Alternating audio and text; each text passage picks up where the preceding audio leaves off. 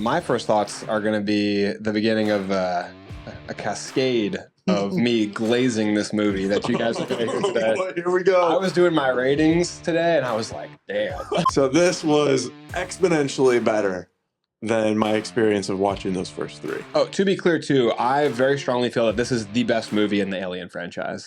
One of my favorite parts is when you see the xenomorph and he's opening up his mouth and you get all that little bit of goo and you get all that liquid and he's starting to drip in his teeth and you see the little mouth on the inside just peeking just a little bit, and he's got like this little hue of blue on his big old freaking forehead, and it's just like, this is like goosebumps. I just got goosebumps. Welcome to Backseat Directing, where we talk about movies, TV shows, comics, and more. We're your hosts, Andrew and Aaron, with Denver. We put out new episodes every Monday and Thursday. And on this episode, we're doing a movie review on Alien Romulus. 3, 2, 1, action.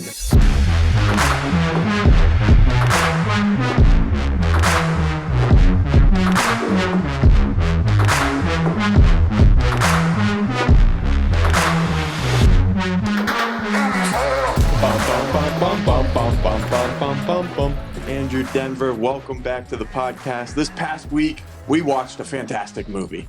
We watched Alien Romulus. What was your guys' first thoughts? I accidentally watched Alien Resurrections. Were we supposed to watch Romulus? Oh, no. I totally went to the wrong theater. That's crazy. So who did I go to the theater with? Was it not you guys? Just another handsome ginger. I'm gonna defer to my buddy Denver here. Welcome back to the show. Thanks for coming on again. We're so glad to have you. If you haven't seen Denver's first appearance on the show, make sure to go check out the Deadpool and Wolverine review. Yeah, it was a good one. Spit some bars. Yeah. But your first thoughts on the movie first. You go. My first thoughts is it was very enjoyable. It was a really good, all well-rounded movie, and I don't think it was talked about enough. Yeah, my first thoughts are going to be the beginning of a cascade of me glazing this movie that you guys are going to hear today. Boy, here we go. I was doing my ratings today, and I was like, damn. Me too. I was like, is this too much? I was like, I need to chill out. But I really, really enjoyed it. And maybe partially because of watching all the Alien and Predator movies in the last week and a half. It might have something to do with it. I definitely know when I got to the movie Predators, which is the third Predator movie, I was like, this is the best movie. But I think it's because Predator 2 is one of the worst movies ever.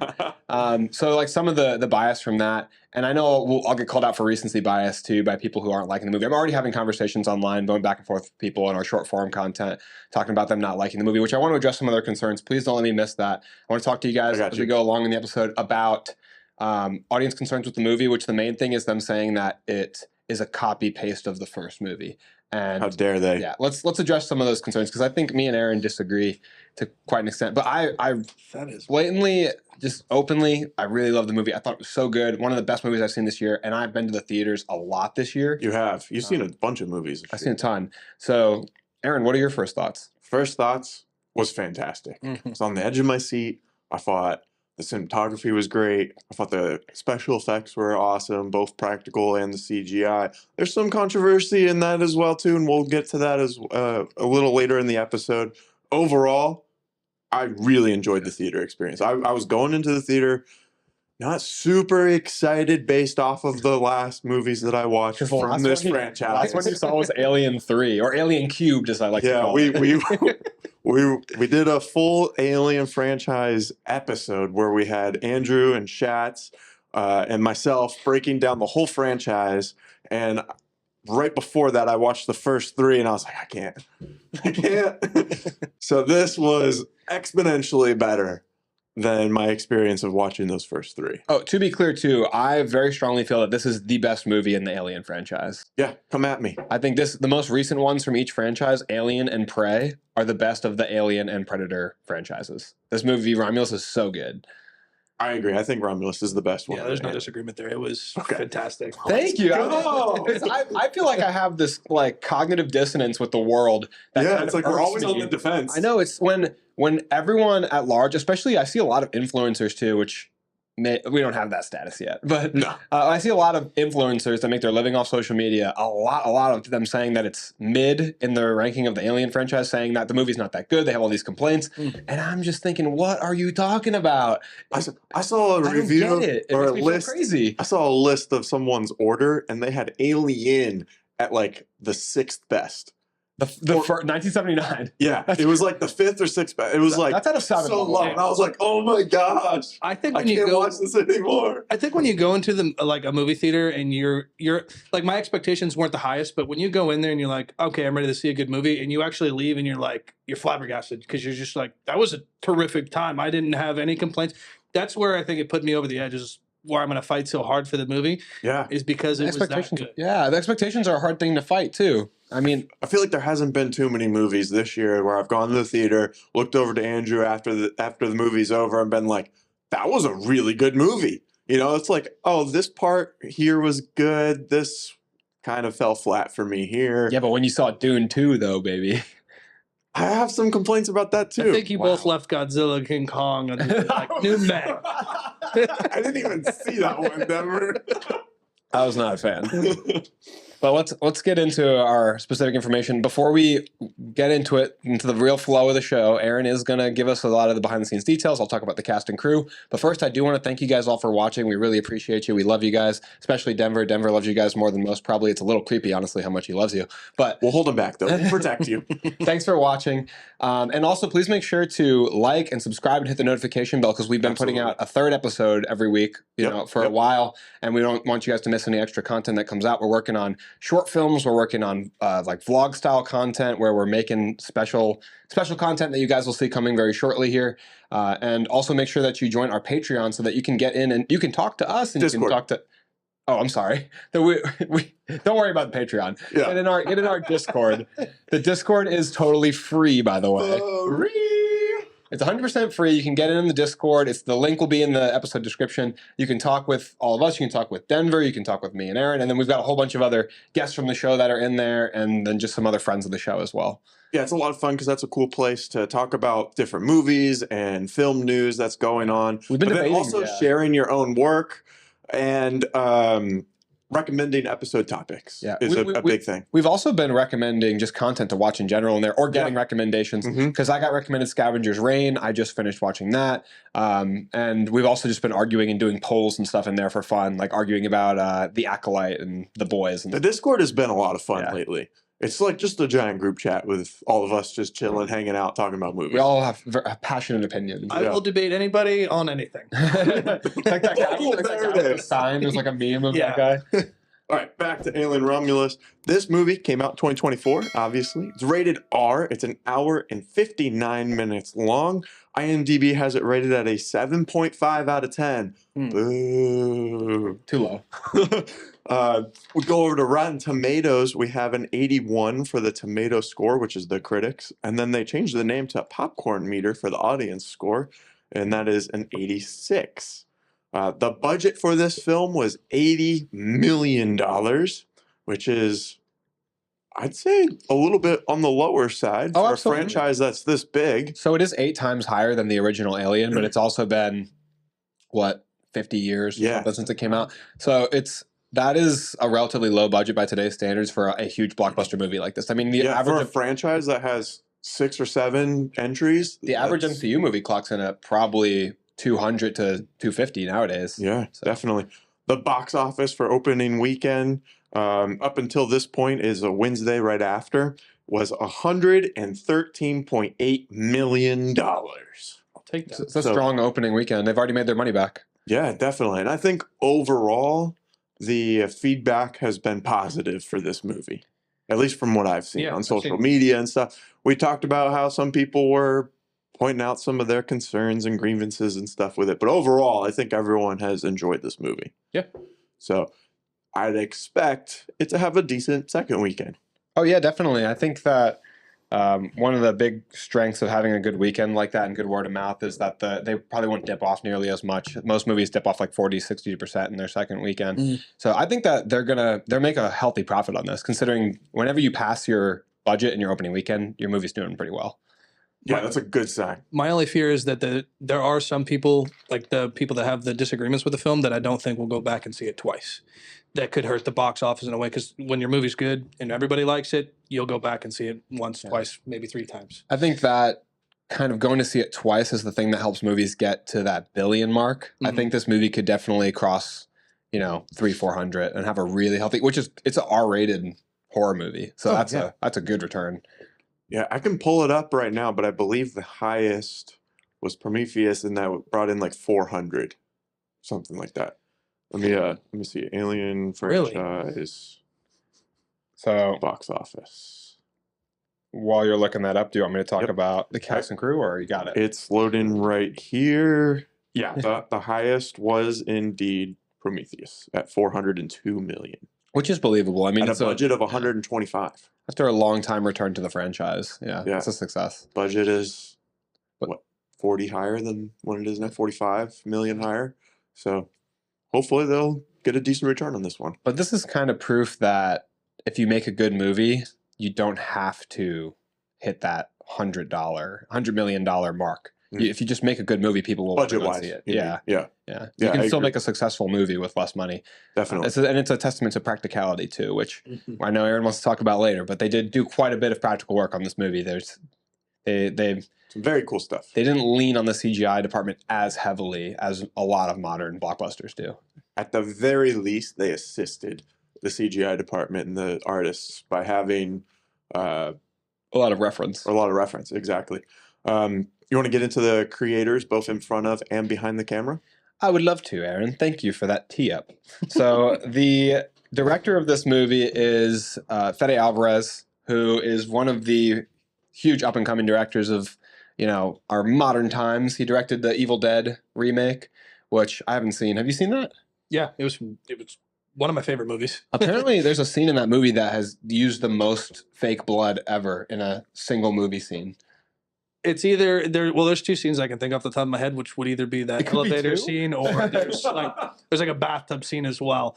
And I think before that it held that. So yeah, I mean that's pretty impressive. And it's hard to come to a remake like a beloved franchise like Evil Dead that Sam Raimi had, so much love from audiences for. So I mean the fact that he got so much acclaim for that, I think is a big testament to his skill, his knowledge of horror. In watching a lot of the behind the scenes content that I've been looking at this past week, the actors, Kaylee Spaney, Isabella Merced, they seem to have a lot of respect for their director, for Fede, in this movie.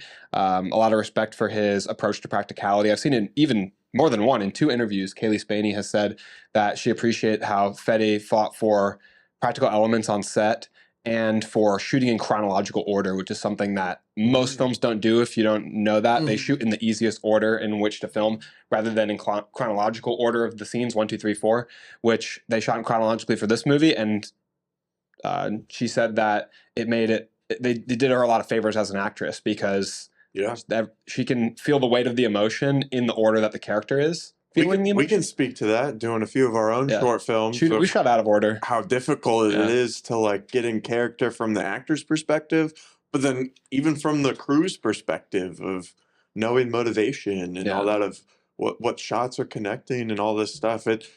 It's normally done that way, like you said, because you have to rent spaces that you're shooting at.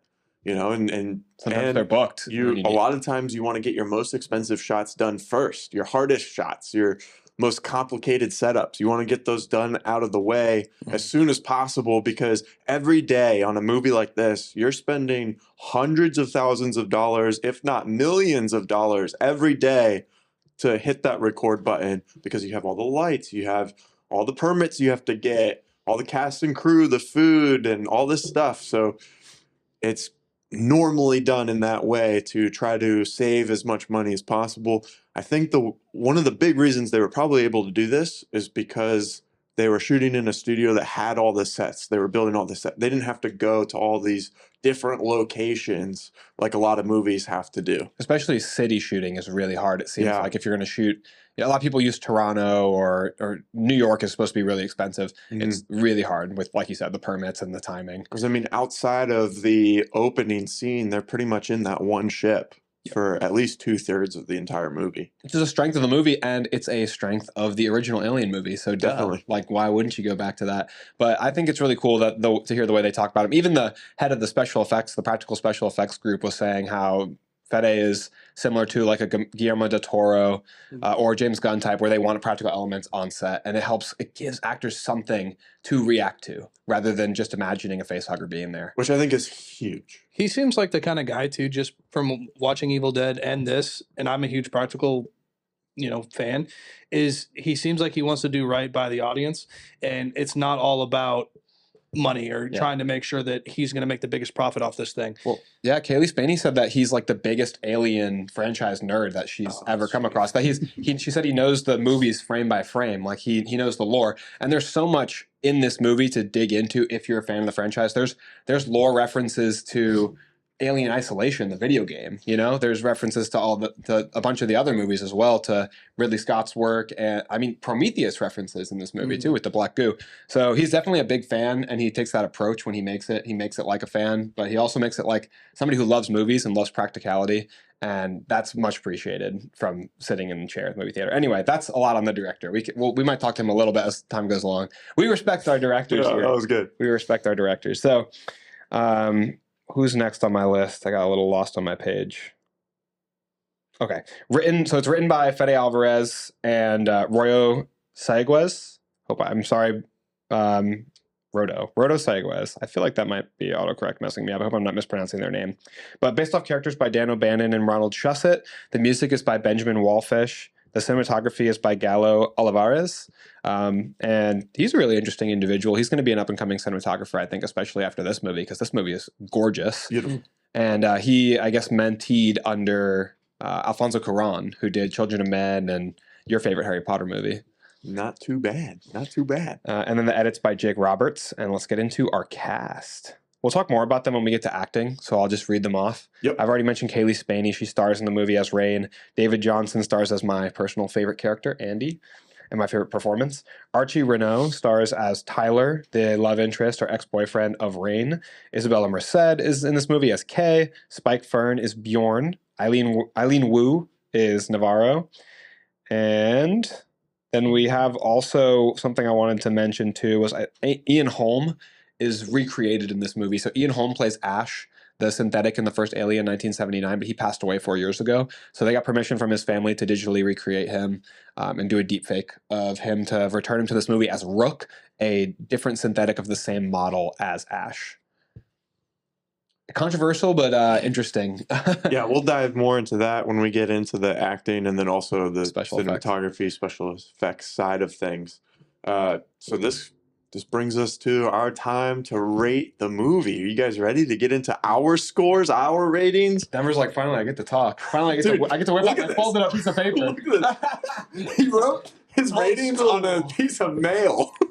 World score. Don't look at the other side of it. It has his personal information on it. No, Someone freeze frame that. Start. Let's pull it out of his We pocket. have to blur it. Get his social security number on that thing. Okay, so we break it down. Yeah, we rate and break down films through 6 different categories. This helps us make sure that we're breaking down films in the most constructive way that we can find. And we have the first category as story. We think this is the most important part of a movie. If you have a bad story, there's pretty much no way that you have a good movie. But you could have a fantastic story and everything else may not be on the same level, but it's still a good movie because the story was still so good. So we're starting off with story. Denver, I'm going to tee you up first here. All right. What do you got the story of Alien Romulus rated as? This is out of 10 points. This was my hot take. Hot take. Okay, here we go. It's a 9 out of 10. Woo! Not that hot. Dang! That's not that hot. Yeah. No, I have a 9 out of 10 for the sole purpose of it was just fantastic in almost every sense. Like everything that I wanted to when I went to go see the movie, it kind of gave me that. And they tied in the first movie really well. Mm-hmm. And then they broke down the backstory a lot. Not so much They didn't get into a whole bunch of detail, but they gave enough to where you felt comfortable as a casual viewer, maybe to They just didn't go full Prometheus. Yeah, they didn't go full Prometheus with a back You bend, never went full Prometheus. but it was. I think it was 9 out of 10. It was perfect. Almost. Almost. Hold the phone there. Hold the phone there. Yeah, I don't think that's too hot for me. I gave it an 8.5 out of 10. Okay. Nice. I give it an 8, which I could be persuaded to go higher. I thought the story was fantastic. Like you said, they did a great job of tying in all the other movies, but at the same time made it very digestible for people who may not be huge fans of the franchise or maybe not have seen the movies in a long time or even at all. I feel like you could enjoy this movie and understand pretty much everything for the most part if you haven't seen any of the other movies. And I thought that was a really strong point to the script. We're gonna get into spoiler territory for sure here. I don't know if we have already, but fair warning, whether late or not. I'm gonna do a brief synopsis of where the story starts out and like what gets laid out, and then we can talk more because plot's usually our biggest point. Also, Andrew, can you talk to us of where this is in the franchise, timeline wise? So the first thing I want to give you guys is the actual year. So movie Alien Romulus takes place in the year 2142, which is in between the movie Alien that was made in 1979 and Aliens, the sequel. So it takes place in between those first two movies while Ridley is in hypersleep. Now, the movie starts off with showing us the wreckage of the Nostromo, the ship from the first movie, and we see a ship from Weyland-Yutani Corporation pick up a fossil that holds a fossilized xenomorph. We see them crack it open and take the xenomorph out, and then presumably they're going to do experiments on it. Then we go to the ground of a planet called Jackson's Star, which I think is like 6,000 light years from Earth or something like that. It says in the beginning. I took a note of it. It's, is it like 62 or something? 65 light years away from Earth. Very far still. Give or take a couple inches. A light year is the the distance light would travel in a year of like shining. So that's like super far because light is like the fastest known If thing. you put light year on anything, I think that's super far. Oh, it's light year. Exactly. He's super far. He's far out. But anyway, it takes place on this planet, Jackson's Star. What? 1 light year is 5.87 E plus 12 miles. Oh, that's when the calculator breaks. So, That's when you put the number in the calculator. E shows up. To me, that's like No more. That's beyond my math. It's like light year. Got it. Far. Anyway, so they started on this planet. I keep wanting to call it Jackson's Hole. That's like a rich community on. Isn't that like? is that? I don't know. I went somewhere. So anyway. That was so loud. Get it together, Andrew. So, we start out on Jackson's Star. Rain and Andy live there. Rain is the daughter of somebody who worked for I believe the Weyland-Yutani Corporation, who is a really intelligent machinist. He refurbished one of the old one of the old broken down units of the synthetics to repair Andy, and they grew up together, Rain and Andy, so they're like siblings. Rain treats Andy like a brother, and Andy treats Rain like a sister. Now, Rain's contract with the Weyland-Yutani Corporation has expired, so she thinks they're going to get off this planet and go to another planet, Ivaga, because on Jackson's Star, there's like this horrible wasteland. People are working basically in camps, like the sky is blotted out. Mining and stuff, right? It's like really rough conditions. The sky is like blotted out gray. Like the environment is horrible on that planet. It's a terrible. Looks really cool. It's a bleak place to live, but it looked gorgeous on camera. Anyways, they even though her contract is up, they tell her she can't go. So she goes and meets up with some of her old friends, and one of them is her ex-boyfriend named Tyler. Tyler has this crew, and he wants to go up to this ship that is basically just wreckage now, floating in orbit of Jackson's Star, because it's a wreckage of a Weyland-Yutani ship, and they have cryo-sleep containers on there. He wants to take these cryo-sleep containers so that they can make the 9 or 11-year journey to Ivaga. Something short. Yeah, and they need the cryosleep so that they aren't just in space. Like if you're not in cryosleep, you're consuming oxygen, you need food. You just don't have enough supply. You just don't have the resources to make it those years and years. So they're gonna go. Their plan is to sneak up onto the ship, steal the cryosleep containers, and then go on a journey to Ivaga to escape this horrible wasteland of a planet. They tell Rain and Andy they need them because they need Andy, because Andy's an old synthetic who has access to Mother. So Mother is the computer system that's on the ship, and he'll be able to get them through the doors, through security that they need to get the cryo ship containers. But inevitably, because it is an alien film, everything goes wrong. So, I mean, that's the setup we have for the start of the movie, but we all know, watching it in the audience, we're like, so one of the things they give us too that's great in terms of plot and in terms of this movie is ticking clocks. Initially, they set up the idea that it's going to be, I think, 3 days before it's like 3 days or 3 weeks or something before the floating wreckage of this ship is going to crash into the belt of a nearby planet.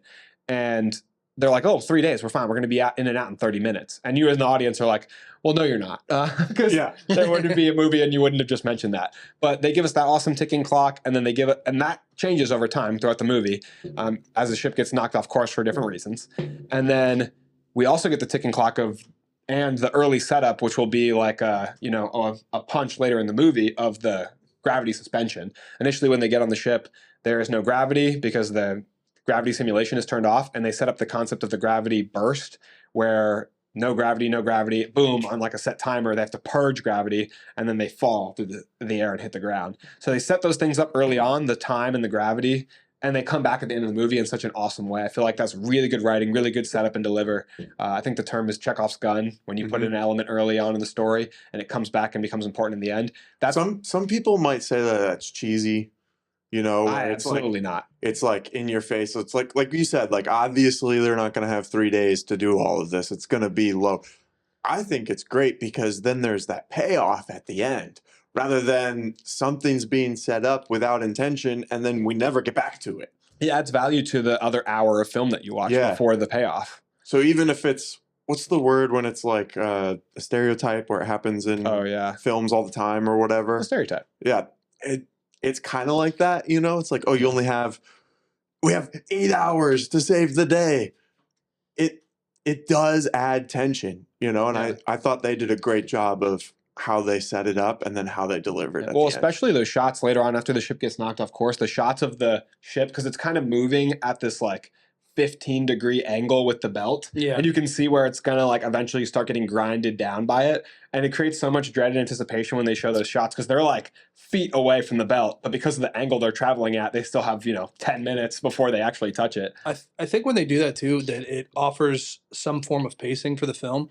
Mm-hmm. So it shows like it can either start off really slow and then it's going to show you, oh, it's going to be a couple days. But then this movie, it kind of just, as soon as they said that and then they got up to space into the ship, you could tell that the pacing was starting to pick up. Everything was going to starting to move a lot quicker. And they did it pretty much flawlessly because you didn't feel like anything was rushed and it was just sequence based. It was nice. Yeah, it's a 2-hour movie that flew by. Well, they built stuff really well because you'll notice when they're going into the containers to get the cryo sleep, they show us a bunch of story elements that are important later. They show us Ash's body on the ground, and they show us the crater in the ground where the xenomorph blood, burned through layers of the ship. And those are, as audience members, we know it's probably xenomorph blood. We don't know that that body is a synthetic, but like they show us these things, and when it's slower, because they do such a good job, Fede understands is like building anticipation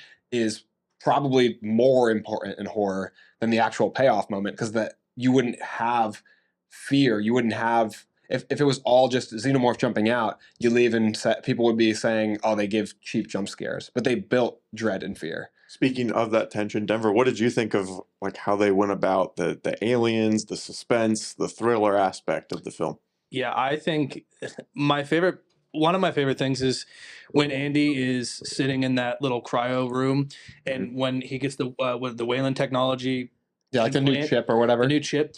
When you kind of see when they're showing you that the temperature is rising in the room and everything's starting to melt, and you see those crawlers start to come out, right? Then you're like, okay, what's about to happen? It starts to build more suspense, and then they all start coming out, and then that's when I think they did a really good job showing how crazy those little crawlers can be in numbers, because they were taking down 2 or 3 of them at a time, and then one guy was using a shotgun as a baseball bat, which that was cool. We're used to seeing the facehuggers one at a time, and so this is a cool addition. And plus, brilliant addition to the scene was the water on the ground. Yes, because we just like the people in the scene, we had no idea where they were coming from, and at any moment I was like, is one going to just jump up to their face? Because I have. You don't know where they are. You don't get to see it even. You don't even get to see it a second before it's pouncing because the water's completely covering it. And I think I told you too once we finished the movie is I really liked how they showed how rapidly that the alien grows. Yeah. How quickly, and that's where the xenomorph kind of takes over planets and people and whatever it may be. Is they did such a good job in such a small time. And what did you say, like 3 days that they were going to take? But it felt like minutes. Yeah. That they had a xenomorph on the dang ship. I think in the first Alien, it grows to maturity in a matter of a couple hours. It felt maybe even a little quicker than that. I think, well, one thing to me, a critique I could point out to the xenomorph is, for the supposed ultimate killing, ultimately evolved predator that it is, it has a really stupid, convoluted life cycle where like a little baby facehugger has to grab somebody, impregnate them, burst out of their chest. I mean, if you were really that evolved, wouldn't you just lay an egg and it would grow Go back into and it? put the chrysalis on the wall. If you were super advanced, like lay the egg and then it just grows. It doesn't need anything else. That would be. Would that not be the smoothest route to victory? It's not as cool. Yeah, I got to talk to the creators. It's not as cinematic. It's not as cinematic for sure. Well, you kind of mentioned it. What did you guys think of the first big twist that we got with Andy getting that new chip, and then he like kind of took on this different persona? It's my favorite part in the movie. Andy. Andy is Denver, you can stay. Andy is the man. By far my favorite part of the story. He was my favorite character even before that development happened. Mm-hmm. And then when that happened and we saw not only the range of the actor, which we'll talk about more, but just how it's like impacting the story, I was like, oh man, this guy's so cool. When he started running, yeah, I was like, yeah, let's go. Or when he caught the face hugger, I turned around and caught it. I gotta talk more about his performance in acting. I'm gonna hold myself back until we get to acting. But yeah, those were some of the best moments of the film, where that middle portion, that second act where Andy was transforming, and not just the performance, but the story writing elements. Like another one on top of what you've already said, which were both really cool, is when he stops the door from closing. Yeah. And the look on his face, although he is straining his mechanical features, there's no reason his face would show that because he's a synthetic. So he is like pushing at his max capacity, but his face is stoic. And man, we love our stoic performances here. I mean, we love Kay from Blade Runner 2049. But it was stoic, but it's also so like in depth, because like you said, like he's embodying this humanoid figure, but he's not a human. So he's, like you said, exerting energy in a different way. But then when he's back to his original Andy, like his mannerisms are completely different. We have to talk about it in action. So cool. We're blending. So cool. Well, I think too, if you think that's how they put time back into him as well, because as he was going, you see Andy, like I think he mentioned it, he's like, I'm slowly like downloading and I'm progressing further and further and further, and as the movie goes on, because he's an AI and he's learning, so it's kind of just like, how far can he go? And you see how far he was willing to go until they. Yeah, this is my favorite thing about the plot, because my favorite thing about the prequels, Prometheus and Covenant, is how they touch on the synthetics more, which I feel like the synthetics were always a little bit underutilized. With David and Walter in the prequels, it was really, really cool to get to see more depth to the synthetics. And one thing I want people to think about with Andy, because people might complain about him kind of caring about Rain as a robot, but one important thing to remember is that they've already established this in the Alien universe. They mentioned in Covenant, there's a brief line where Walter says to David, that he's a new model that they improved because David 8 units were getting too sentimental and too human-like and developing their own feelings. So we already know older models of synthetics in the universe, like David, like Michael Fassbender's character in Prometheus, were developing their own feelings. And they also established in this movie, yes, I know, it's later than Prometheus, it's 2142, it's far later, but they established that Andy is an old malfunctioned unit. So you have multiple explanations for why he could have he does have his directives, everything to protect Rain, but he does care about her because he's malfunctioned, because he's an older unit. I thought her dad, didn't he like, his prerogative was do what's best for Rain. Yeah. Right. So that, if he programmed it, then I guess that, that makes sense. But as far as, I didn't know he malfunctioning. Yeah, he was malfunctioning. It's something the actor said he was like an imperfect synthetic. That's why at the beginning he has like those personality mannerisms. Gotcha. He has almost like, it seems like some kind of social disorder or neurodevelopmental disorder. Also, like if he got hit or whatever, like the chip had to be reset. Yeah. Gotcha. okay. He's not in perfect working order, but he's perfect to us. That's like right. Aaron said, we all loved him from the second he was on screen, but he only got Absolutely. better throughout the Absolutely. movie. All right, let's go into acting. Yeah? Yeah. Or is there anything else with the story that we want to touch on? I want to always like backtrack a I actually little bit, do want to ask you guys before we go. Okay. What did you guys think about the ending of the movie with the twist of the new monster? That's been a theme in basically every movie since Alien. But what did you think about this humanoid? It was like it had like the face of an engineer, but the body kind of an alien. It was similar to the newborns from Resurrections in some sense. It was a big blend. So this is, I was doing research and I looked up the black goo. So Oh, you mean AO.931X5? yeah, so Come on, man. Learn the name. yeah, I'm okay. There's a lot of numbers here, and I'm not getting paid for the numbers. Yeah, chemical AO. So pretty much is like, I understand that the engineers would drink that black goo, and then that would regenerate their DNA or reconfigure it to a human. And then if a human were to take that, it would go into a xenomorph. And that's what I learned. So my only issue is that big creature at the end of the movie was birthed from her, an engineer / xenomorph from a human, right? So I would say the stuff with the black goo is it's a little bit more complicated than the way you put it, and I'm still not the best at explaining it. Yeah, no, and then that's why I was trying to read, because I'm just trying to figure out, because it was like half human, half xenomorph, but like it was like a third. It was like an engineer xenomorph human, and I liked it. I thought it was awesome. It might have looked absolutely goofy in the face, but That's part of the point. it was great. Yeah. I loved it. It was an awesome part of the story, and like you said, they always do some kind of weird creature alien. But I was just that's the only part of the story is like I need to get a full blown definition of the black goo and how these engineers xenomorph human things are created like indefinitely. So it wouldn't be an Alien movie if it didn't show you a bunch of stuff without explaining what it is. So the black goo is a mutagen, and it either unravels DNA or mutates it. And it can, to humans, it can either kill them or turn them into something called an amethia. I hope I'm saying that right. Ametheta, something like that. Which is a monster. We see it in Prometheus with two characters, and they kind of like mutate their face and they get stronger. Or it can impregnate them with another creature, which happens to Shaw in Prometheus. She gets impregnated. She cuts it out of her stomach early. But she was also, like Isabella Merced in this movie, she was also, I believe, pregnant. Prior to, she slept with a guy his character is Holloway. He was touched by the black goo, and then she like developed a fetus that she cut out of her stomach, and it turned into this like octopus monster like Starro. But instead, in this movie, for whatever reason, Isabella Merced, who was pregnant, maybe because she was pregnant and I'm confused and Shaw wasn't, maybe because she was pregnant, she further along in the pregnancy, maybe. Yeah, it accelerates the pregnancy with the mutagen, right? So Shaw in Prometheus goes from 0 months pregnant to like 3 months pregnant in a day. So Isabella Merced's already pregnant. It accelerates the pregnancy. She gives birth to this little goo pod, and it gets birth into that because it mutated the baby inside her. Which was a disgusting birthing scene, by the way.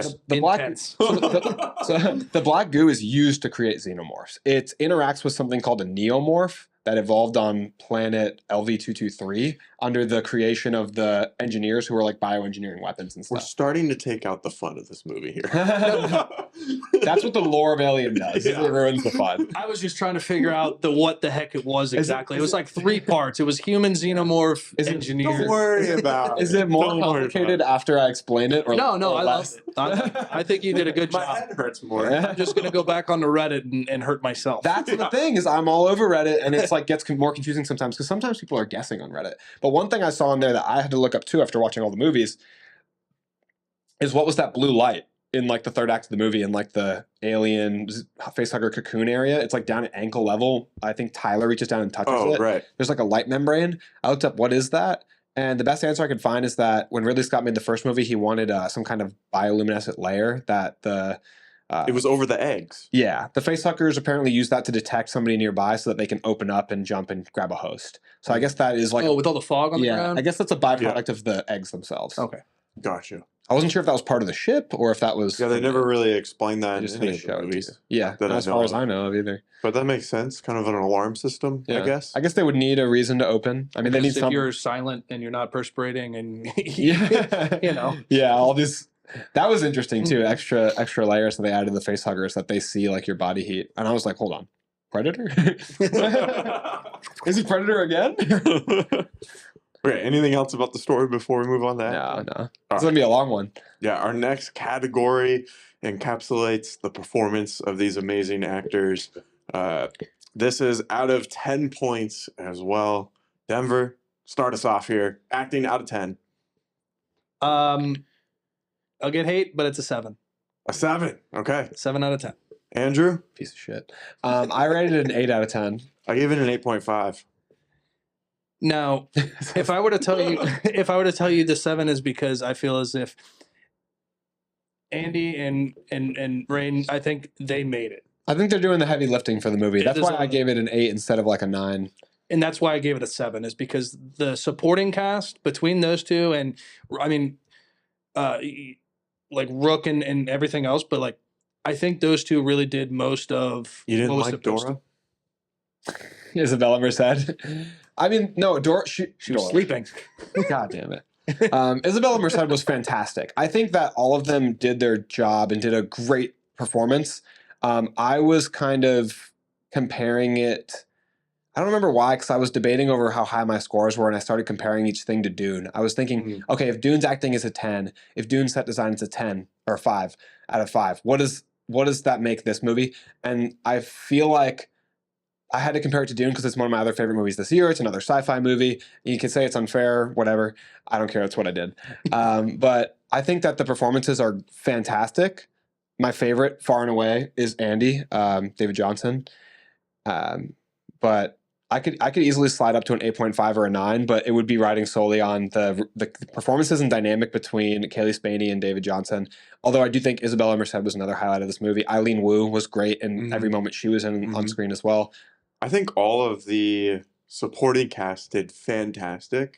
I think what maybe at first glance make it seems like they were a little bit lower than the stars of the show is that they're relatively unknown actors and actresses. Well, like in Dune, you know pretty much everyone. Supporting cast, stars, like they're all legitimate A-list actors and actresses that you've heard of before. So I think because you kind of know some of their history, it elevates your perception of their performance a little bit.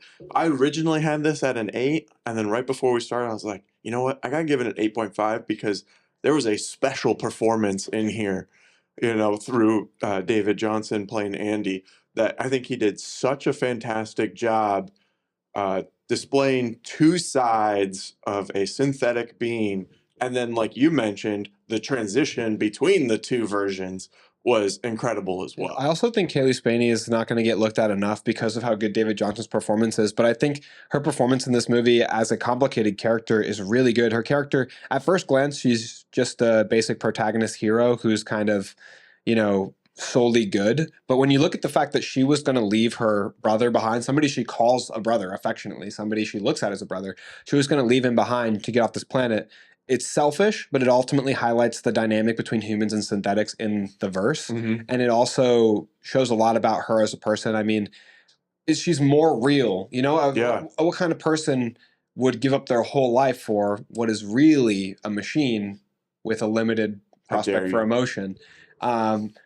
I don't know that I would make any different choice than her. And I like characters that are put in complicated situations and make hard decisions. So I also think Kaylee Spaney did a good job carrying the weight of like the intensity and the fear. Like that shot that's tracking backwards down that long hallway as they're being chased by the facehuggers.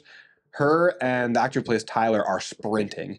And I mean the athleticism and the acting on top of the physical performance, I thought that Tyler's actually did a good job. I know you said you really liked the scene when his sister died, when Isabella Merced died. And his character just found out she was pregnant at the second she was being killed by the xenomorph. So that was a really emotional scene and performed to perfection by all three actors. That was at the door. Yeah. And Andy's like, I can't let him in. I'm actually going to increase my score. I love it when he does that. What are you going to? I mean, so you were at what, an 8? Yeah. Well, for one thing, I want to say you talked about the cast being more unknown. I love the fact that they chose younger actors for this movie. Yeah, that's great. It's revitalizing the Alien franchise. Start with young actors and get young audience members into the theater to appreciate it. This original came out in 1979. When they did Prometheus, all those actors, I mean, they're not old, but they are older than the cast of Romulus. They're 30s plus. Also, a lot less diverse as well. With Prometheus? Mm-hmm. Yeah, for the stars, certainly. I mean, they did have Idris Elba, but he's the freaking man. But it's a relatively small role. Andy's performance, David Johnson, I think it was almost similar to his from Split. Why I'm blanking on his name. Oh, James McAvoy. It's a 9. It was like I'm going above Arron. I could go to an 8, but I think the switch. Are you going up too? I'll go up to an 8. Oh, because there we go. I'm just thinking, really, like I didn't forget about the scene, but I don't think it like resonated with me when his sister did die. Like he did a really good job, like maintaining himself, but also showing true agony. Because he's just watched his sister get impaled by the xenomorph, and then he's just kind of like, Andy, open the door, and he's crying, but you gets can down tell on he his wants to knees. beat Yeah. him. But he needs Andy, so he's like, That's the thing about that whole sequence is they need him so bad. No matter how mad they are at him for that, he opens all the doors on which is freaking fantastic writing because they were just going to get rid of him, and now he's the most important part to their survival. And Andy kind of has that clap back too, where he's like, "You were going to leave me. I can't believe you did that. What? Left somebody behind?" Yeah. yes. Cut scene. Like I was like, "Oh my gosh, that's so good!" And then he walked down to the elevator thing. I was like, "That's so good. That's so good." Okay, so what are you at now? 8. An 8? I'll give it an 8. I'm at a 9. A 9. Well, 8.5. Also, like what you touched on with the performance of Andy, a special performances in this movie. I was driving doing my scores. Do not recommend. I think I just moved on to the next one accidentally. I don't think I ever meant to give this an 8, to be honest. Yeah. Because the performance of Andy is so different. The accents are different. His American accent when he is like proto Andy, and when he's the advanced Andy, has his real accent. David Johnson's British in real life, which I think is awesome. I mean, from the American ear, it makes him sound more composed and intelligent and wise. I think you're forgetting the most important part: the dad jokes. Yeah, the dad jokes. The dad jokes, like. Just because sometimes when he said it, they were like, you got to shut up. And then it was just like a nice little relief when things were going chaotic. He would, just say something. Really use a dad joke right now. I love characters who tell dad jokes. Hashtag Ellie Williams. So I think that the composure, too, is one thing. Seeing him run, seeing his posture stiffen. I mean, look at his hands. Look at his hands in any scene before he gets the new chip. He kind of has this like mouse-like posture where his hands are up, his shoulders are in and hunched, showing that he's even his confident. eyes. He has like a little twitch with his eyes. Well, he has like this squint where he's like, he constantly looks concerned or worried. Like it has this like childish fear. Like, am I doing something wrong? Like, is someone that fear? Like, is someone mad at me? Like this self-conscious appearance to him. And he gets bullied by little kids early in the movie on Jackson Star. So he's really afraid. It's like a general sense of fear. And then the transformance. Close. The transformation you guys are talking about is from fear to confidence. His confidence is insane to where she's like, Andy, what's your prime directive? And he's like, it is no longer to do what's best for Rain, to do what is best for the Weyland-Yutani Corporation. Yeah. So good. I really do think they're all good, though. All good. I mean, look at the writing and performance for Bjorn. I mean, he's got this tragic backstory where his mother died in a mine because of a synthetic's decision. So we see that inform all of his decisions and his rage. And you kind of soften towards him where initially I think audiences of all kinds were kind of going, wow, you son of a bitch. Do not talk to Andy like that. I will kill you. Yeah, the setup and the writing was fantastic where they're making you really feel for Andy because he's being bullied. And you start to develop this connection with him. And then they also kind of tie in, and they don't go too far with the other cast to where you start to hate them, but you're definitely feeling protective. And then they give you the insight of like why they're acting the way that they're acting.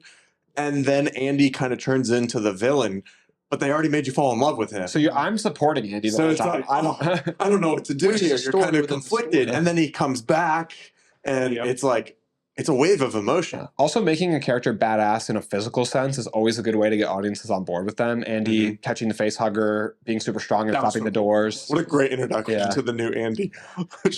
I love when he finds that too. When he starts talking in that scene. Also, some of the details in terms of plot, writing, and acting are so small. One thing I noticed is when they're walking down that hallway towards the tunnel full of xenomorphs, and before they say, "Oh, maybe we shouldn't go this way," Andy's walking in front. Makes sense, right? He's a synthetic. He has the fastest reaction time. He's the strongest. But the two behind him have flashlights. He has nothing. Why? Because Andy can see in the dark. Do they ever say that to you? No, but it's a small detail that I appreciated in the movie because stuff like that is all throughout. And it's a conscious decision that the director and writers are making. Because literally everything you see, for the most part, has been thought out. Whether it was done right or wrong in a movie, there's incredible consideration to every single detail that you see, even with our short films that we've made, which are a small fraction of complication as a feature film. Small fraction of man hours. You're like literally thinking about everything in terms of what they're wearing, what they're doing, what their mannerisms are, how they're reacting to certain things because of their past story that isn't being told to the audience, but it's going towards the characters' reactions. And it's incredible how in-depth a world can be built through the medium of filmmaking. Yeah, especially when you build it. I mean, they built this world. You ready to go to the next category? Yeah, I love talking about movies that we really liked. It's refreshing. It's a very different feeling than talking about movies where we're like, yeah, it's a 7. Yeah. Let me down. Yeah. No, this is great. All right. The next category that we're going to talk about is my favorite category, and that is cinematography. There's so much that is encapsulated in this category, and that is all of the camera movement, the angles of the camera, the blocking, composition. That's framing. the word I was looking for. But then we're also taking in consideration all the lighting, the color grade, the edit itself. Did you say CGI? Not yet. So there's literally so much that goes into this. Everything you see. Everything you see. Everything the light touches. Cinematography, out of 10 points, my favorite category. Denver, going to you again first. Yeah. What do you got? Last time, we got you to up your score by a full point. What do you have cinematography at? I don't think you can up a 10. Let's go. Dude, okay. Yeah, the 10 out of 10. The 10 I think is well deserved because I said it as soon as I got out of the movie theater. I have not seen space done like that, and I know it's a touchy subject, but Interstellar has got it probably is the best space movie to me for cinematography, the way it will show you the lighting and the small details and shadowing, anything like that. Yeah. I loved every scene outside in space. When you get inside the ship, one of my favorite parts is when you see the xenomorph and he's opening up his mouth and you get all that little bit of goo and you get all that liquid and he's starting to drip in his teeth and you see the little mouth on the inside just peeking just a little bit, and he's got like this little hue of blue on his big old freaking forehead, and it's just like, this is like goosebumps. I just got goosebumps. This is crazy. Yeah, some of the best lighting that I've probably ever seen in a movie. The lighting is really fantastic. It's a beautiful, gorgeous movie to look at. The lighting, the camera selection, the editing, how they choose to go to which camera angle when. There was not a lot of cuts. It was perfect. So good. Yeah. They did a great job of blending in all of the cuts to where you really just feel like you're there with them. Yeah, the angles they chose were absolutely amazing too. I mean, you've got top-down angles in that big first area of the ship they enter with the anti-gravity. You've got do you remember when the ship was going up into space for the first time and there was like that lightning storm in the background and the lightning was going up into the sky and it was like all these yellows and stuff? I leaned over to you and I was like, they're just showing off. This is crazy. This was not necessary because that liftoff whole sequence was really long. Yeah. They took a lot of time showing all the details of the jets turning on and all the different lights of the ship turning on and stuff. Like, it didn't have to be that long, but you could just tell that they loved the filmmaking side of making a movie, that it just looked so beautiful. Yeah, I think that one of my favorite shots in the movie is when they first unveil Jackson's star and you see Andy and Rain step outside. There's this following shot behind their back and you can see like kind of the the mining equipment, the cityscape, a lot of people moving around, but most of the shot is filled up with the sky, with these colorful yellow lightning strikes lighting up this dark gray cloudscape. And then you've got like these big hangars and ships flying through, and I think there's one prominent ship flying through the air into the clouds. And I was immediately just felt, we're in for something special. Yeah. This is a special visual movie. Something I really liked about that scene when she like goes up to that window and she's talking about getting on a ship to get out of there. I loved how they chose to integrate tight shots into like the transitions of going from her back to Andy and showing all the little details of the environment, of like the letter going through the wall, like they pulled out the drawer and it's a real tight angle. They're shooting through the glass and you can see all the rain on the glass.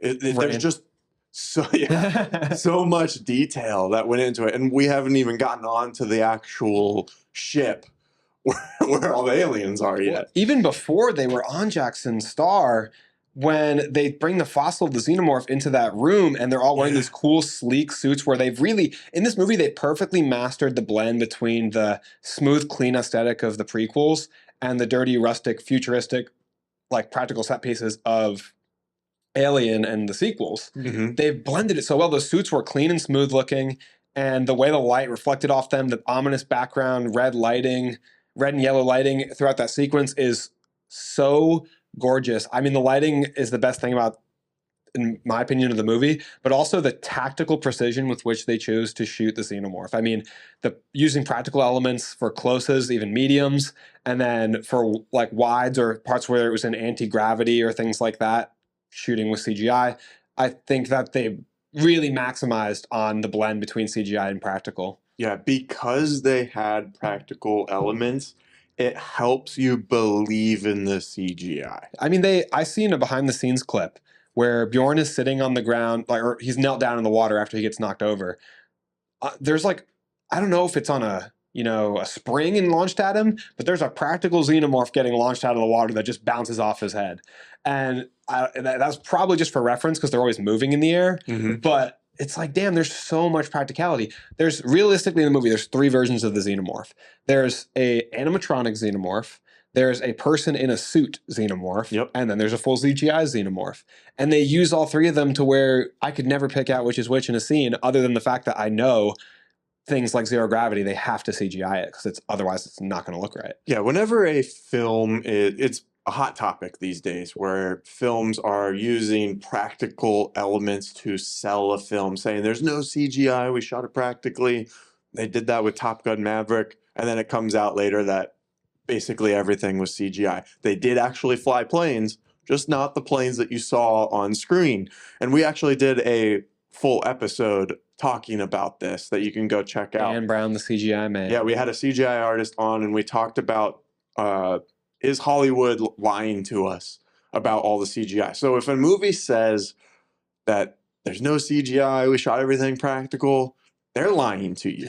And they are in this movie too. However, they do have a practical set. They do have practical versions of all of these aliens that you're actually seeing. That end humanoid alien that we saw, he's an actor in a suit. He's actually 7+ feet tall. It's crazy. So they have like all of these things as environment and reference. And then I'd imagine they're going in and enhancing the movement or even replacing, but now they have reference for some of the different shots. Well, one thing too, they're always adding the tail on the xenomorph in CGI. The tail moves, and this isn't just me guessing. This is from behind the scenes footage of Alien Romulus. Even the animatronic in the suit, the tail is added in CGI because of the way that it's just like Superman's cape. Yeah, I think not to like stray off of the xenomorph, but the thing is just to come off of your CGI. I almost went a 9 because of the CGI, and I know you said you didn't find Ash's CGI to be so bad, but after like looking at pictures and like small scenes and stuff, I have a big issue with you have an $80 million budget and you're doing a lot of practical, and I'm not saying that you could, make that any better, but why not try to go practical with him? Like, why not try to, just do an animatronic and with like some kind of practical, even if, because my issue with his CGI. He has a broken robot, so I don't know that. I mean, I think Well, his face was fine. I think that could work though, Right? Because he's a damaged robot. So that's what they did in Aliens. They had an animatronic of Bishop. Yeah. So yeah, well then that's like they could have done that, because I feel as if his CGI for me was not what I could have been, because they did really good with everything everywhere else. This and I is feel that like they got controversial really lazy part that we're that getting part. into now. Sure. Yeah. What did you think of and then after we talk about this, we got to give our scores too. I don't think we've done that yet. I think I'll give my score in this sentence. I think that it didn't look great, but I don't think it's anything worth hurting the overall movie, especially considering they had the family's approval to do this, deepfake technology. I'm still willing to give the movie a 10 out of 10. 2 10s? 2 10s? I left the theater telling you that this movie is the only other movie this year that I think looks as good as Dune Part 2. Mm-hmm. And Dune Part 2, for me, is an easy 10 out of 10 in cinematography. Yeah.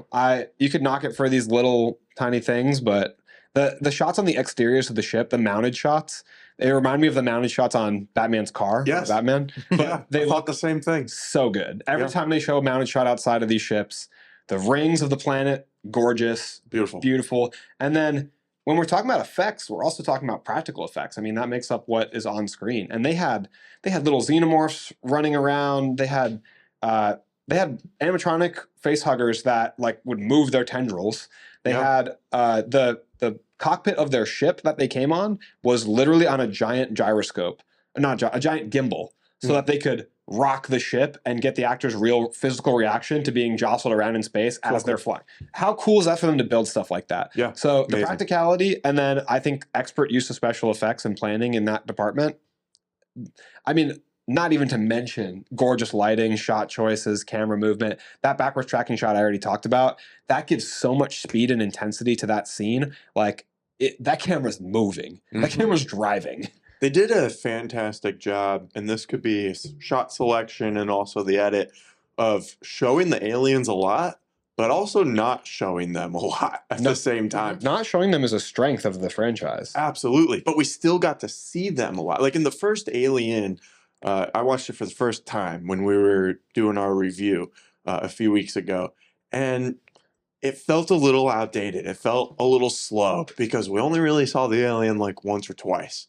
It felt like there was a lot of anticipation, but nothing that really like kept me maybe engaged the whole time. Yeah, but this one has a lot of anticipation, but it also delivers on that fear as well by showing the aliens enough to let my brain know that they're there, that there's action happening, but then also backing off to build the tension back up. So what was your score? Boys, we got 3 10 out of 10s. I don't think this has ever happened. I like that. This heavily on one category. I think just one quick point is I don't think the scene will get that much credit is when when it's going down and it's like T-minus 3 minutes to impact. That belt of asteroids or ice, I believe it is, it looks so dang real. It was impeccable. As soon as it started to skip, you had the fire and all the rocks and the lighting. Oh my, it was they could not have done a better job. It was like sparking off the friction of hitting the debris, but then the sparks were like dissipating because it's in space and there's nothing for like the heat or fire to catch onto. It was gorgeous. And even like way later in the movie, when you see distantly in the background the ship being still grinded down over apparently like hours, it looks so good. It looks such a creative idea and then a magnificent execution. Another shot that I think, we could go on all day with these, but another shot that I think is one of my favorites in the movie is Isabella Merced walking down that long hallway when she's about to meet not low gravity this part. Isabella Merced, when she's about to meet the egg of the xenomorph. Oh, yeah. And there's like this lighting underneath the walkway, but it's trickling down. It like really draws your attention. It carries your eye line, and it looks so good with that orange yellow lighting like running high. Oh, and another practical element too. Did you guys know that egg that the xenomorph climbs out of at Isabella Merced is Out of her? Practical? No, the egg that's on the wall. Okay. And it crawls out and she's standing near it. It's real. Mm-hmm. Wow. They practically had the xenomorph head come out of an egg. Yeah, Sweet. I saw that on a TikTok behind the scenes video. I think I sent it to you, so we're probably talking about the same. Yeah. It was so cool. That's so insane. Yeah, it looked phenomenal. It's crazy what they could do. Dude, practically. we're 20 years from them just being like, all right, screw it. Let's just grind a real ship against a real asteroid belt. Exactly. Practical filmmaking is going to get way out of hand. Yeah. After our theater experience, I was saying that Rook didn't take me out of it too much. Mm-hmm. I don't know. He's not a real human to begin with, so I guess I had a little bit of lenience. He's also not moving a lot. They probably did use too many close-up shots of him. You know, if they were a little further away, maybe it would have looked a little better. I thought he looked great whenever he was on like a TV screen. Yeah, absolutely. And I think they could have gone a different approach to maybe avoid this altogether. But I know they wanted to bring him in to kind of honor his legacy. Because he passed away. Yeah, they did reach out to the family and get permission, all that. So I think they wanted to include him back in for that reason alone. Do you know those nice animatronics? I say this very lightly at Disney that are the projected faces. There's like a couple of them that they have that they don't actually have anything on them. They're just kind of like a shape of the face and will project like honor or something on there. Okay. That's kind of what I was getting from him. It was just like a projection on his face. And I mean, that's more or less what a deep fake is in a way. It was just, that really is my only complaint was his face. And I think I was talking to Sierra about it, and his mouth is what really put it off on me, is because I could see through his mouth, like whatever they were, putting that CGI'd face on. I don't even know if his whole head was CGI'd. I just felt like I can see through it. So his teeth were kind of see through, and I was like, this is hurting me. But one complaint of one visual aspect in an otherwise, pretty stunning and flawless film is small in grand scheme, and obviously not enough to affect any of our scores negatively, because we all gave it a perfect score. Absolutely. And they held up the tradition of ending the movie by kicking the alien out into space. That's a classic. That's the only thing that kills them. Yeah, they have a lot of callbacks in this movie, Easter eggs, if you will. What did you guys think of everything that was like referenced? I appreciate the labs. I guess you can call it a lab where they find the black goo, and kind of going back to Prometheus, which I've always kind of had this love-hate relationship with. And it also, the whole set around it kind of gives homage to the first one as well. So, I mean, everything looked really aesthetically pleasing. So they're giving you this super far back from Prometheus, and then they're still giving you that, okay, everything kind of looks exactly the same from the first movie, except it's, what is it, like the brother side of the ship, the other side. And Romulus. One review that I saw on TikTok of this guy talking about the film was that one of his complaints was that there was like too many references and that it took him out of the film. And I thought that was crazy. It's called world building, brother. Yeah. I love it. It's called established universe. This is the 7th movie. I don't know how you want it to be outside of the movie. Like, right. When I see Kaylee Spaney, Rain, pull out the gun, and she's holding the same gun that the Colonial Marines used in Aliens. With aim assist, which was really cool. Awesome addition. And then Tyler behind her, teaching her similar to how Hicks was showing Ripley how to do it. I think that's cool. Yeah. That they did that. Cool. I'm not thinking, oh, now I'm thinking about Aliens. Guess what? Aliens is another movie. I was already thinking about Aliens. Right. Because I saw a Xenomorph. Exactly. That's what I thought. I was like, oh, wow, this is cool. This is like Aliens. Like, why would you care? Was that suit that she put on, was that from another... Was that also a throwback that when she was going down into the bottom of the ship, the deck, I guess? Oh, I'm not sure. In my eyes, it is in a sense because Ripley went at the end of Alien, she is like undressed because she's going to go into cryosleep. But then when she sees the xenomorph, she puts on a suit because she's about to go into zero gravity. So I feel like it's a reference in that sense. I don't know how similar they are aesthetically. Yeah, I thought it was kind of funny. She's like, oh, she looked like she just took a shower. I've seen this before. Yeah. But there's a lot of small references like that. I mean, even the consoles on the walls, there's like save points in Alien Isolation that apparently they're referencing with these consoles on the walls. Okay. I think they did such a masterful job of mashing the aesthetics, like I said, between the prequels and sequels. I mean, the way that they use the retro technology that in 1979 is what they thought the future would look like. the way they utilized it in this film, but updated it to some degree. I mean, there's like these tiny retro screens, but with like more crystal clear resolution than we got in the original Alien movie. Modernized it a little bit. They blended it so well. And like you said, just the ships are such an homage to Alien 1979. Definitely. Are you guys ready to go on to the next category? Born ready. All right. The next category is sound design.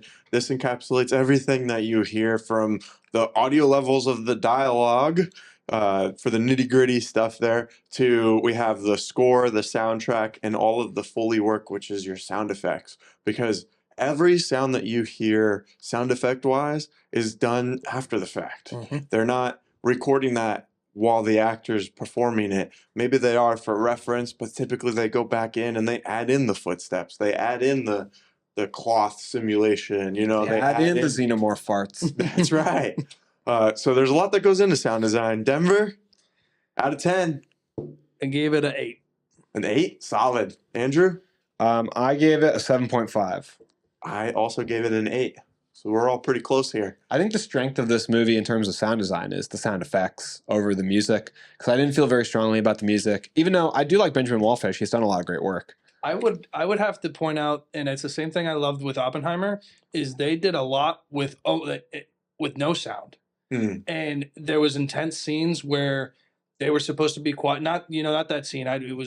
There's another one where I think where the xenomorph just came to fruition, and everyone's like, in the movie theater, you hear it's just totally quiet, and the xenomorph's walking on the screen and crawling, and it's dead silent. And I'm like, this is building suspense. This is perfect, because I think you can do a lot with a little. And when you have no sound and you're making me get goosebumps and kind of like wonder what's going on, that's awesome. There's a spot in the opening with complete dead silence, right? Am I remembering that correctly? Because I remember when the movie first started, good portion. They're giving you that feeling of space, right? The empty, the void, sound can't travel because there's no medium for sound waves to travel through. So you're giving that real feeling of the emptiness of space. But I could hear people talking in the theater. I was like, I've never been more aware of a movie being silent, because people were just mumbling and shuffling. And it was the first few shots of the movie. So everyone's opening up their candy bags, sipping their drinks, reclining their chairs. It was like an ASMR video. It was. I think a strength of like the thriller and horror genre is, like you said, dialing back the music a little bit, but then using a lot of tension building with the sound that you hear, both in sound effects and in the score, the soundtrack, kind of adding to the suspense. I feel like in thrillers, you almost don't even notice the music playing because you're so involved in the environment, opposed to like an action film where you can clearly hear the intense, upbeat, happy, whatever song playing in the background because they want you to hear it. In this kind of movie, they want you to be there in the room with them. So I feel like I could go back and in my head, I'm like, wow, there's a lot of parts where there wasn't a lot of music. But if you rewatch it, you're like, oh, there is. It's just, you just don't notice it because you're so focused on everything else, which I think is what elevates the movie from sound design, which is why I gave it an 8. Yeah, those are really good points from both of you guys. I can appreciate that. I just normally put a lot of weight to the score, and I like to be able to hear a score in my head, or to have at least 1 or 2 moments in the movie where I'm thinking, wow, like, it doesn't have to be like something that you're humming like after the movie. The original score, I want to be like, that made me feel something. And I think they definitely do their job when I'm not overly focused on the score.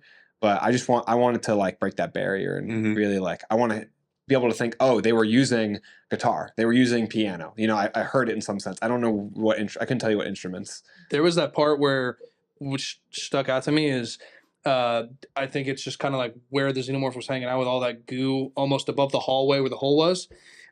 You could hear like 5 different sounds coming from the xenomorph at once. It was him crawling and making the noise, the goo, and then like its tail like hitting in the back, and then it finally hit the metal crate.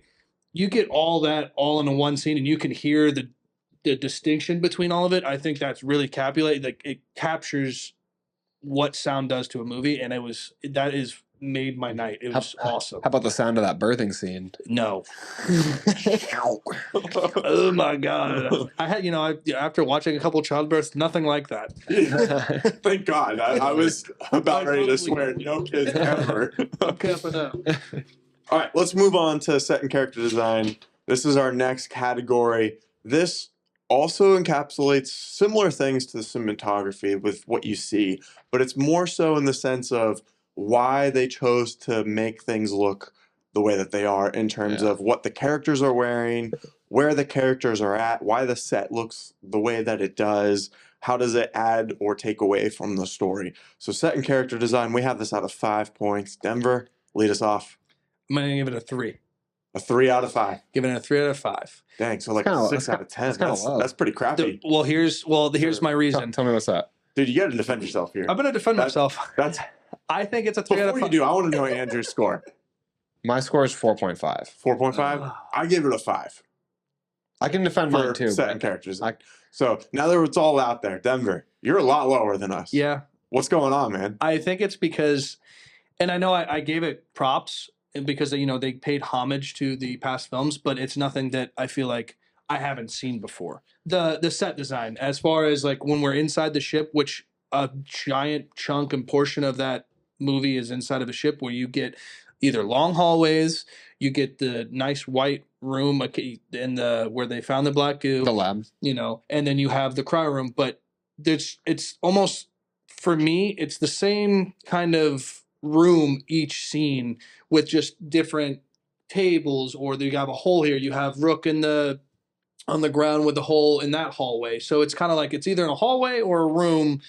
There's if you think about it, there's not too much going on in any of the sets. It's really just kind of the characters, and then the only set that I think had a lot was when she was trying to get away from the xenomorph and she ended up dying, when she was kind of crawling underneath the You're talking about Isabella Merced? yeah, when she was crawling there. That was like the only other set that was kind of different than a lot of them. I think that you're kind of discounting some of the smaller details because, I mean, yeah, that room is a lot bigger and has more in it 'cause it's like a cargo bay, it has a ship. Mhm. But these smaller rooms, despite being smaller in size, I think have a lot of small attention to detail. Practical lighting in the rooms, they built functional doors that actually worked. One thing that was a cool Easter egg I really liked is the air vent shaft that they enter into the ship in originally seems like a reference to Alien 1979 to me because it has that shunt that kind of opens in the spiral pattern, which is like the air vent that Dallas is traveling through, the captain, when he gets killed by the xenomorph.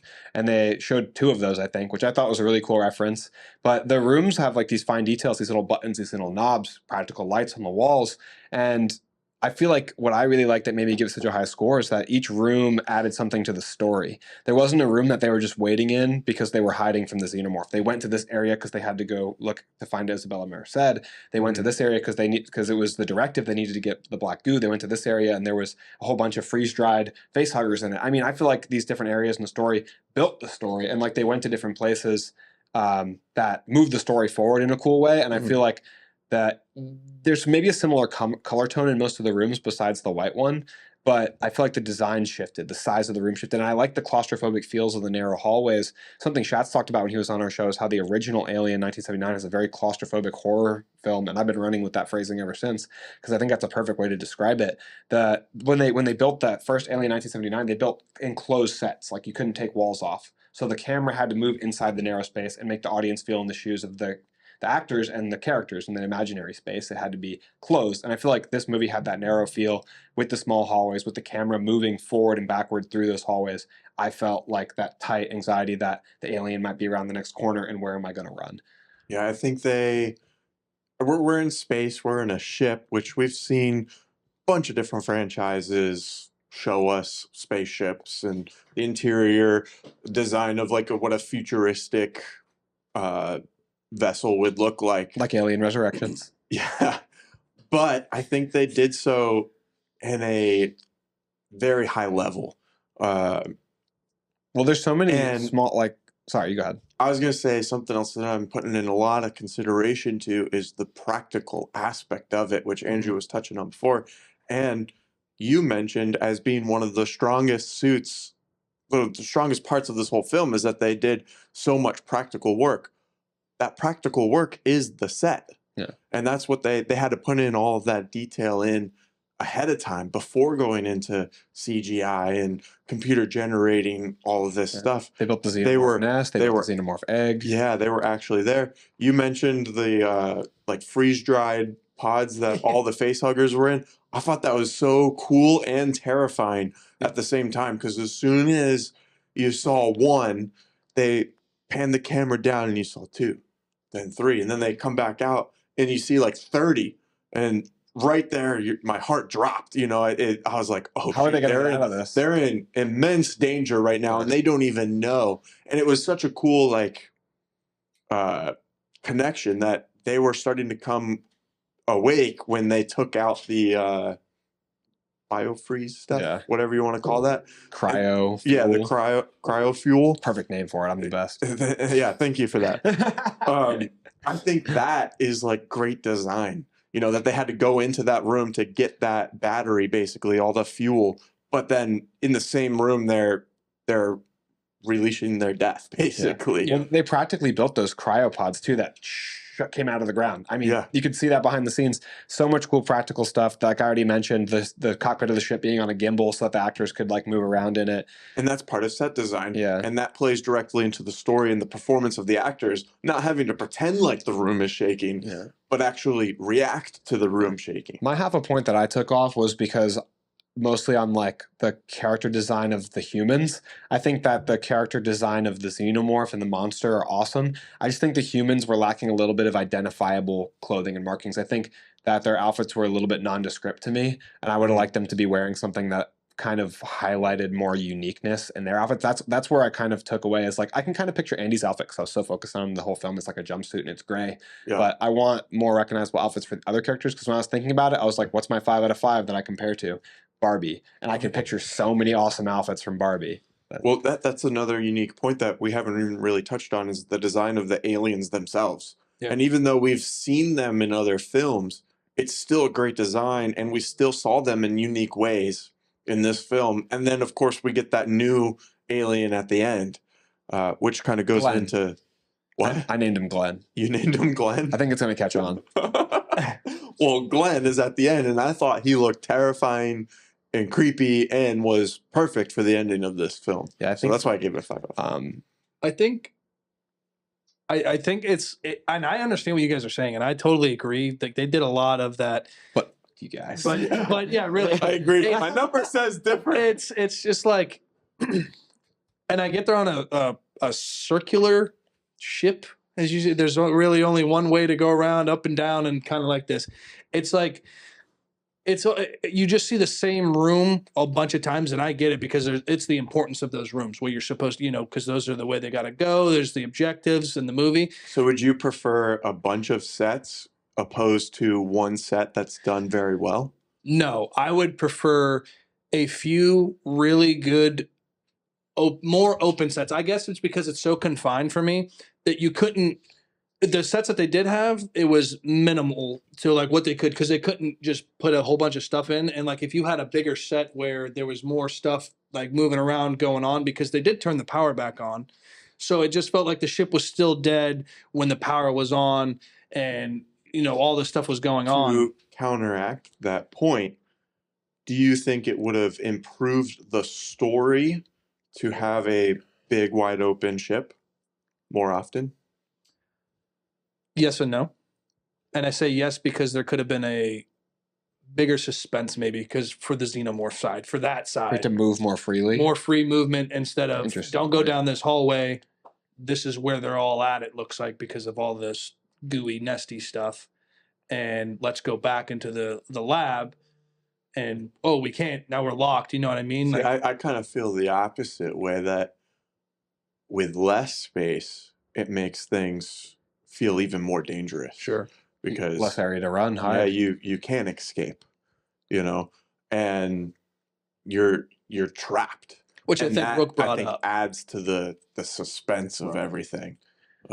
One thing I wanted to mention while we talk about this is that Fede Alvarez is the freaking man, and I'll say it 50 more times. I've said it 5 this episode, but he literally went around and assembled the Avengers of making practical set pieces.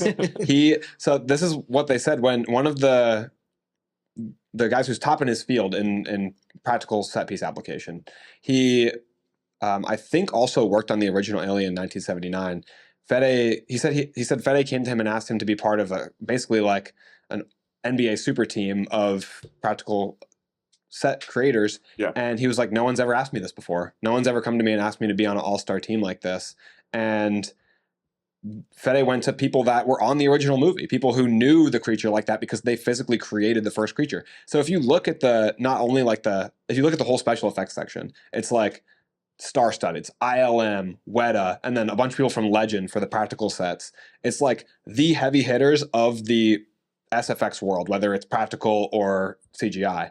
And I think that's so cool. He was like, guys, I'm doing a job. And they're like, oh man. Like it's a team of geniuses, and that's why this movie looks so good. Yeah. All right, you guys have anything else to say about set and character design? I don't think so. All right, let's move on to our last category, wrapping up our ratings here, and that is rewatchability. So the way we phrase this category is, if you were doing nothing else and on 5 different occasions someone asked you to watch this movie, how many times would you say yes to watching this movie over and over again? This is out of 5 points. Denver, kick us off. I gave it a 5. Boom. So 100% of the time you're watching this movie. Yes, sir. Man, just feel like he's just saying he hated it. I know. Nope, just nitpicking. That's what we're here. That's what we're here to do. I gave it a 4 out of 5, which is still a really, really strong score. I want to emphasize, but I gave it that because in my head I always go back to comparing what's a 5 out of 5 for me. You know, V for Vendetta, Go Go Hunting, Django, and I would want to watch this movie just a little bit less than I would want to watch those movies, but still, like, I could watch it a ton of times. I gave it a 3 out of 5. Because you hate horror movies. Not necessarily. I feel like... Because you hate good movies. Yes. Man, just there we go. Everything Nailed it. About the set. Because it's a female lead. I'm just going to keep getting worse with my guesses. No, because I really do like this movie, and I would want to definitely see it another time. I feel like with thrillers too, which maybe doesn't answer the rewatchability question directly, I feel like the less you watch it, the more impact it has when you do rewatch it. You know what I mean? I feel like this movie has so many good action elements to me too, though. Like, that's why I say it marries all the best elements of the other franchise movies, because it has this claustrophobic horror feel of Alien, but then it has the action blockbuster feel of Aliens. Yeah. If I can go back and watch, like, Rain and Andy diving through the, swirl of alien blood acid in the air a bunch of times, because that is like a sci-fi action adventure set piece. So I feel like that kind of goes against what you're saying a little bit for me personally when I watch it, because I can go back for those other elements. Yeah. This is probably the main category that I could see like bumping up, especially maybe over time too. I also feel sometimes I feel like the urge to knock down a score a little bit, because I'm like, man, I've just given it so many high scores. Yeah, but then I have to like tell myself 2 of the 6 categories are given the highest score you can. Yeah. Which that's a lot. That doesn't happen very often. I think this movie is something that you can, if you're with your family, which I have.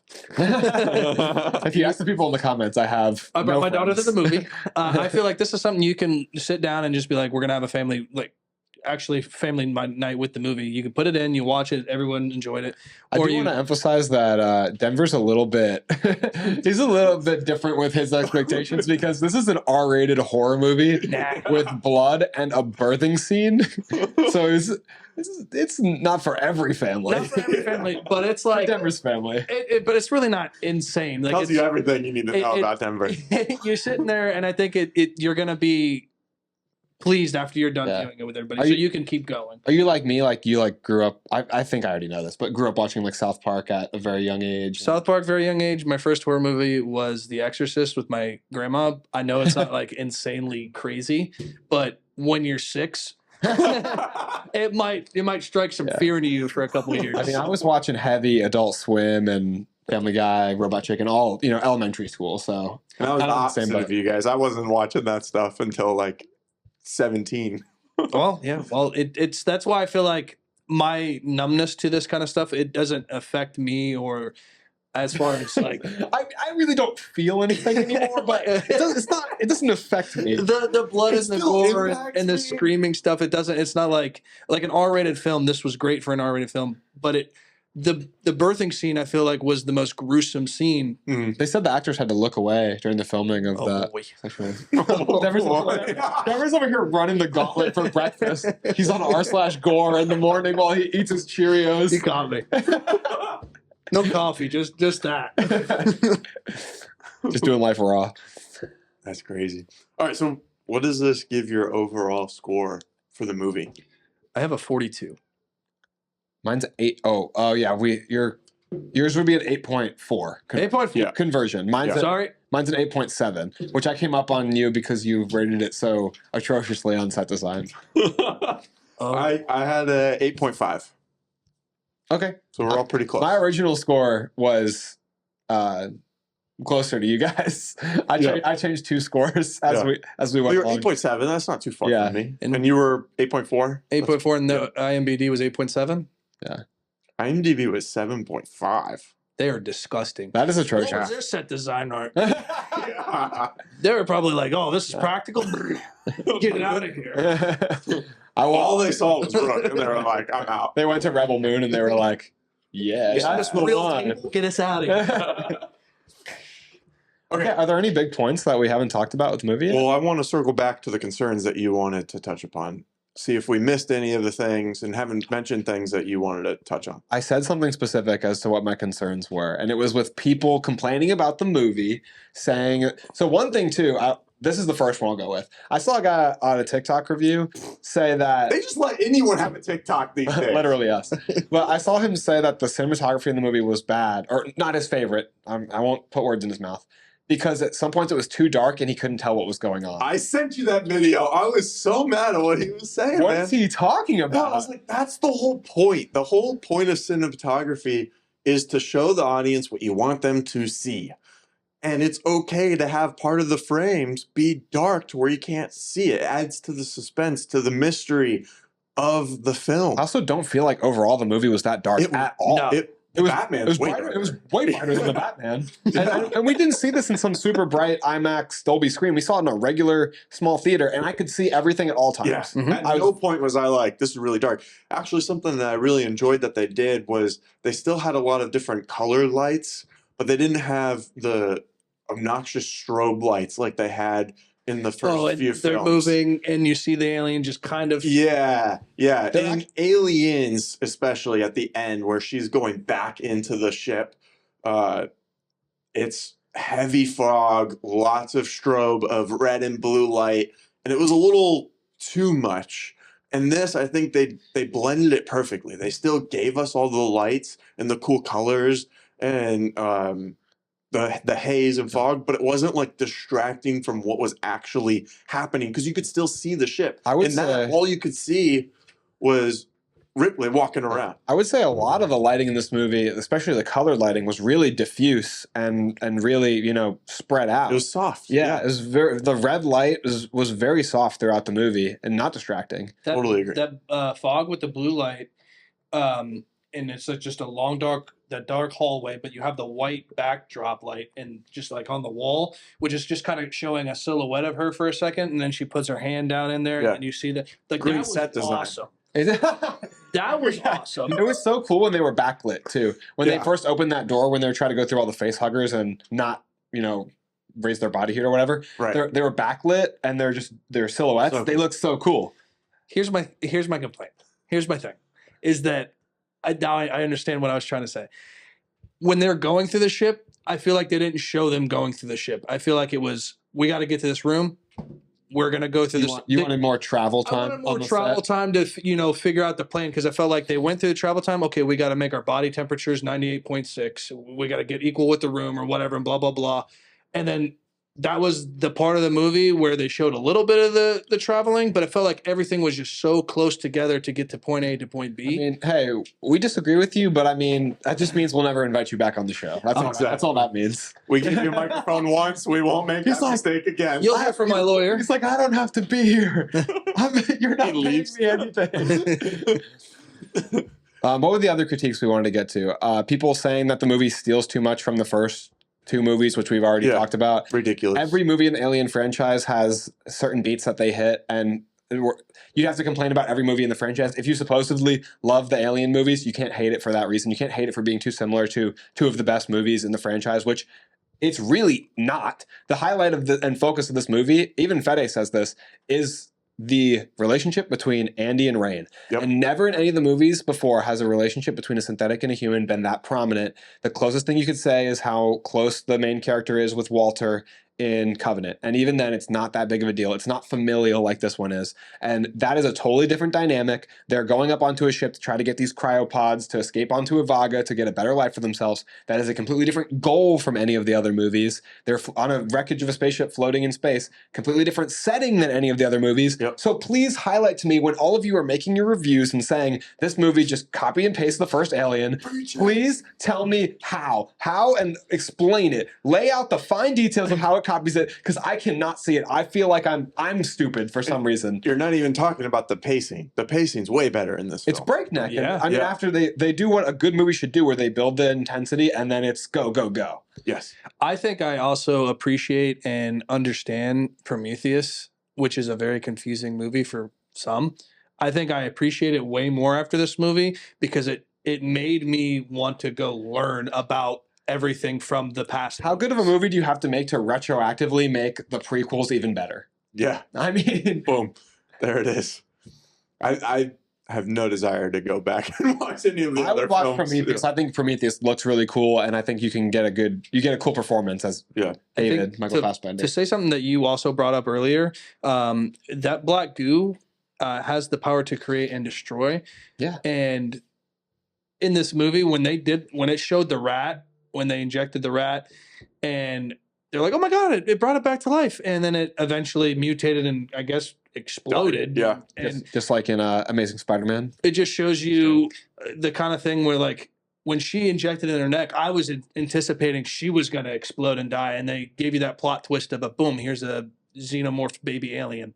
Yeah. So the movie's incredibly well written. It's incredibly well written or well lit, no matter what these other people want to say. It's so crazy. I don't understand the complaints that have been thrown at it in the slightest.